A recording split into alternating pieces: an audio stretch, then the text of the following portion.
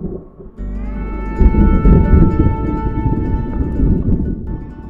Rainbow Shiner, a somewhat underrated fish in the aquarium hobby. It's a fish that, as you can see, can show some incredible colours, especially when in breeding season. And today we're going to try and create an aquarium that reflects the Rainbow Shiner's habitat.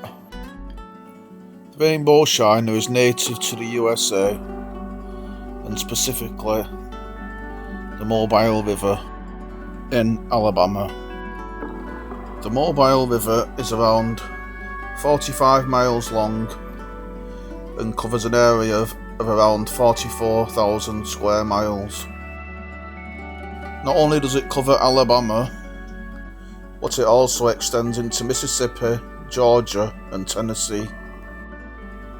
So now we've touched a little bit on the river, let's make a start on setting up the aquarium. This is a second-hand tank that I've had for a number of years.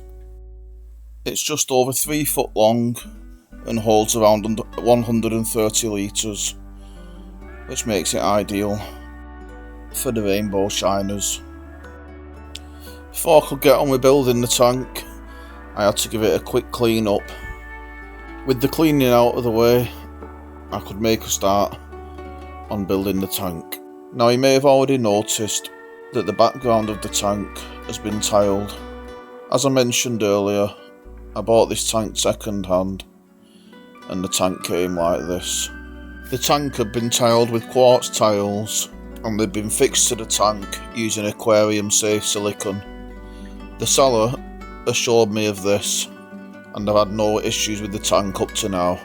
The tiles actually really stood out to me when I first saw the aquarium. Now let's make a start, and first of all I got a decent sized piece of driftwood to replicate the fallen wood in the river. I had to cut this to size as it was a little bit too big to fit in the aquarium. Now my initial idea was to raise the wood slightly above the water surface, as I was intending to use an immersed peace lily at the top of the aquarium, but that didn't quite work out and I'll explain a little bit more why later. I will still cover how I decided to add the height in this particular build, and although there are many different ways, I decided to just use up some old polystyrene that I had from a previous tank build. I stuck together the polystyrene until I achieved the height that I required.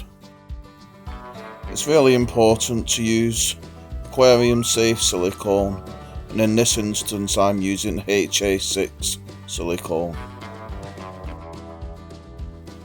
I then fixed the polystyrene to the base of the tank using silicone.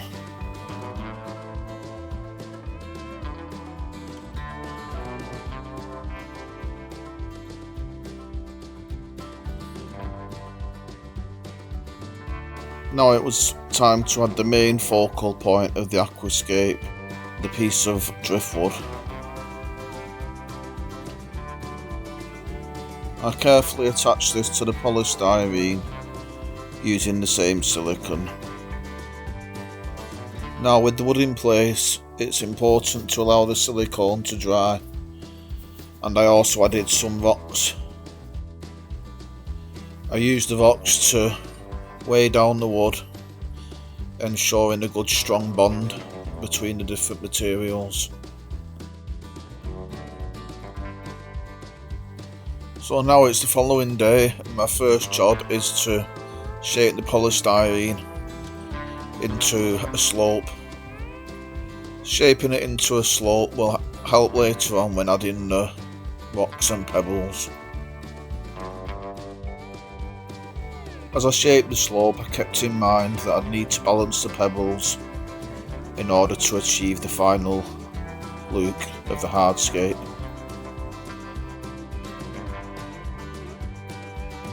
Now all that was left to do before adding the rocks was to heat seal the polystyrene I did this to avoid small pieces breaking off and entering the water column. And there was something to add before the rocks, the substrate. The substrate consists of an inch of organic compost capped with an inch of horticultural sand.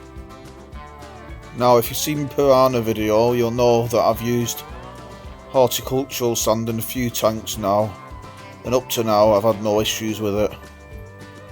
I like to use it as it looks natural, it doesn't compact too much, and it's inert, not affecting any of the water parameters. But you can use whatever substrate you want really, although you don't want to use anything that might raise the pH in the water. And that brings us on to the rocks.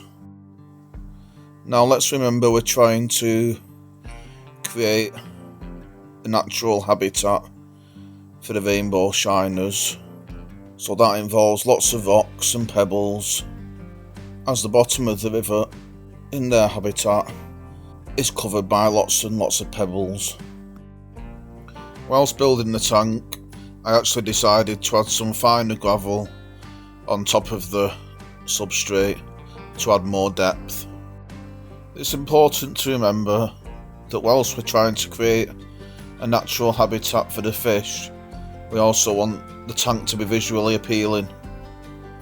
So take your time with the build, maybe put some music on, relax and keep making changes until you're happy. Before I added the final layer of pebbles, I added the tank's only plant, and that was Vallis. I left a few little gaps in the rocks during building so that I found it easier to plant. And just to add, Vallis is commonly found in the rainbow shiner's habitat.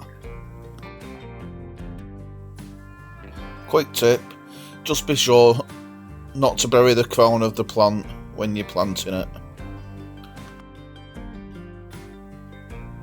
I then added the final layer of pebbles before filling up the tank. I must have forgot to press record at that point because I don't have any footage of me adding the final layer of pebbles, but it is a simple process and it's something that you can play around with until you achieve a look that you're happy with. Here we can see the final layout of the rocks, although the water is a little bit cloudy, but this was just after filling up. Fast forward a few weeks, the tank water's clean and we're ready to add fish.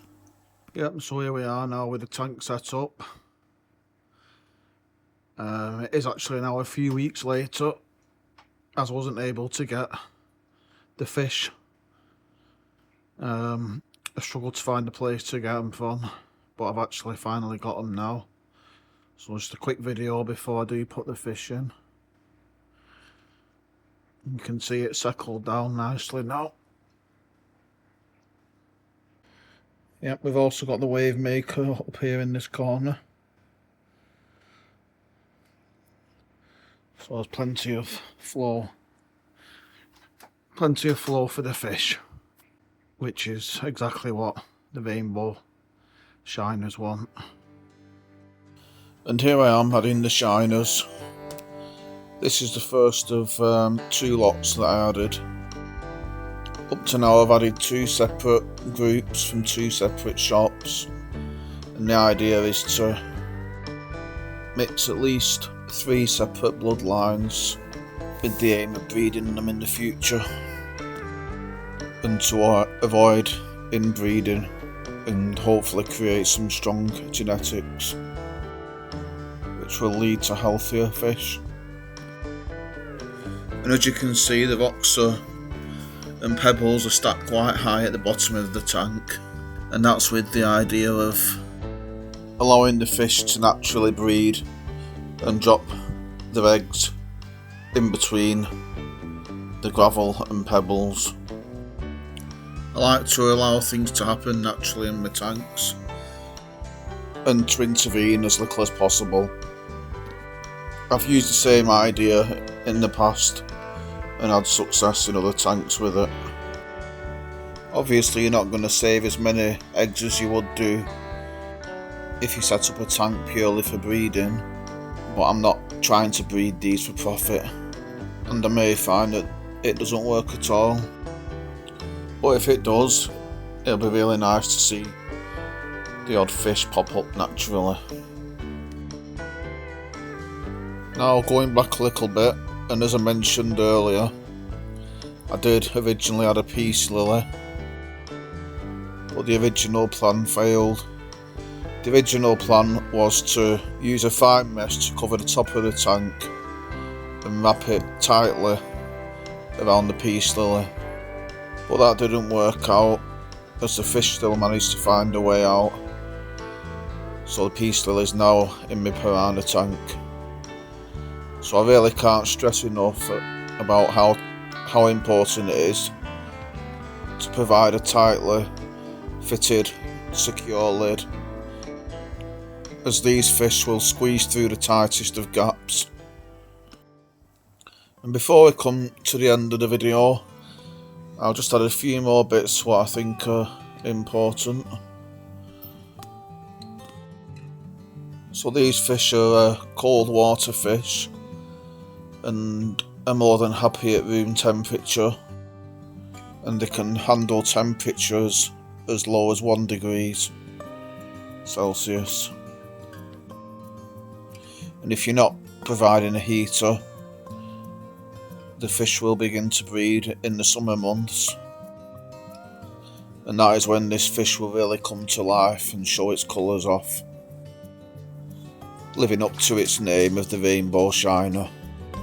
And although it's not essential, I would provide plenty of water flow, and in this tank I'm using an external canister filter and an extra wave maker to provide plenty of flow, as the Rainbow Shiners thrive in fast flowing water, similar to the habitat.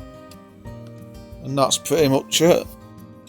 I'd say it's a fairly simple way of getting into biotope aquariums. Although that being said, I may find that I have to break the biotope, as I would like to add darter fish, but I can't seem to get any of them. So it may well be that I decide to add some hill stream loach. Either way, I'll be coming back to this aquarium probably in the summer, if not before, but in the summer when it's breeding season. So we'll wrap it up there, and I hope that you've enjoyed the video. And if you're thinking about getting rainbow shiners, I hope that you found it helpful. Or maybe it's even got you thinking about possibly getting some of these fish. Either way, thank you for watching, and I'm going to leave you with some more footage of the tank, and I'll see you again soon.